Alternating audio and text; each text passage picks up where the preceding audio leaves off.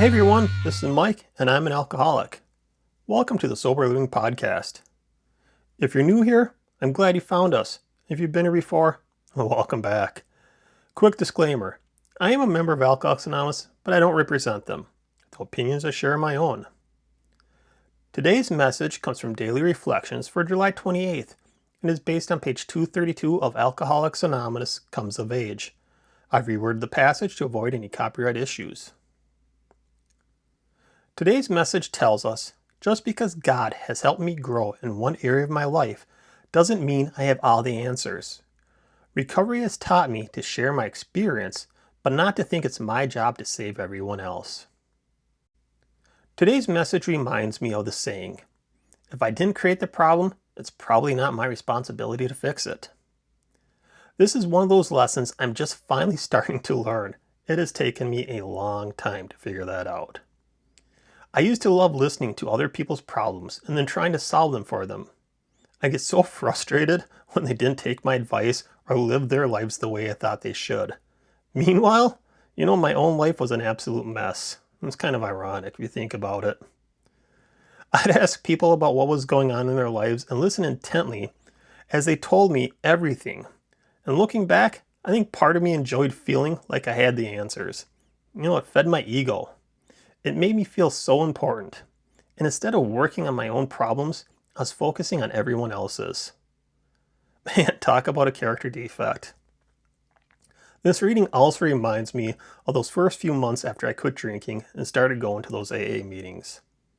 I looked at some of my friends and immediately started diagnosing them as alcoholics who really needed to come to meetings with me. The reality was, I found something that was changing in my life and I wanted to share with everyone else. My intentions were good, but my approach wasn't. I just assumed they were alcoholics.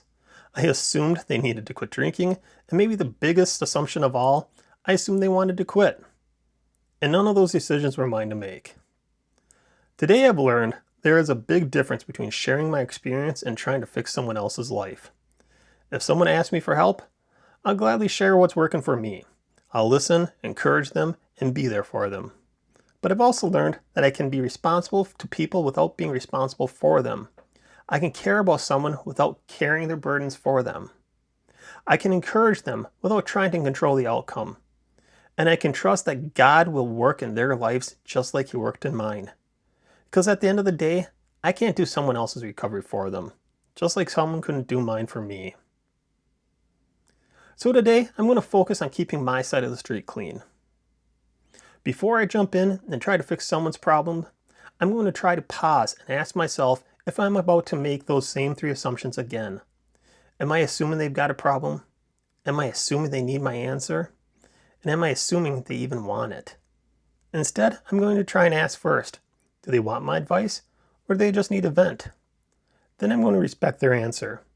Because the more time I spend trying to fix everyone else's life, the less time I'm spending working on my own. And if someone asks me for help, I'll gladly share what's worked for me. But I'm letting go of the idea that it's my job to fix everyone else's life. Maybe the real lesson for me is learning to trust that God is working in their lives just like He's worked in mine. He didn't need someone to force me into recovery because He was already at work. And maybe He is with them too. Thanks for listening. Stay sober, stay strong, and keep moving forward. Until next time.